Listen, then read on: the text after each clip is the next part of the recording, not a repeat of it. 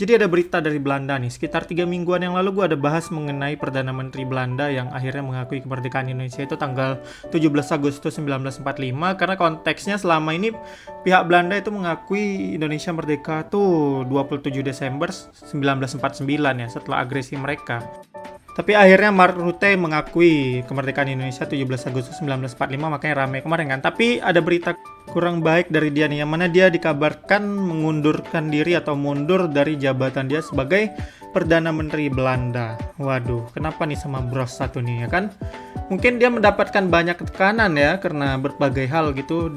Karena emang di Belanda sana itu kongresnya juga masih banyak yang selisih paham ya kan. Banyak juga yang masih memandang buruk Indonesia lah gitu. Jadinya memang ya pemikiran-pemikiran orang tua mereka masih kebawa lah ya kan. Dan sangat keren kemarin ketika Mark Rutte bisa mengumumkan kalau dia mengakui Indonesia itu merdeka 17 Agustus 1945. Tapi akhirnya dia mengundurkan diri karena dikabarkan terjadi krisis politik antara partai pendukungnya di parlemen. Jadi parlemen mereka sepertinya itulah saling berselisih sekarang ya kan. Biasa terjadi di apa lah gitu, di apa namanya, di sebuah politik suatu negara ya kan.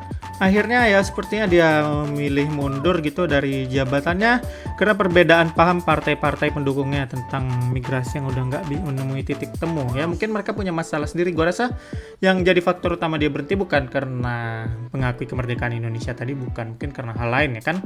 Kita nggak tahu lah gimana politik di sana gitu, tapi itulah dia.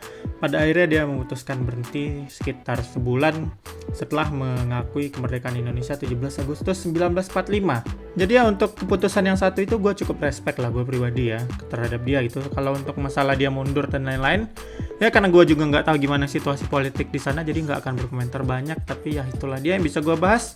Dan sekian dulu, sampai ketemu di video lainnya.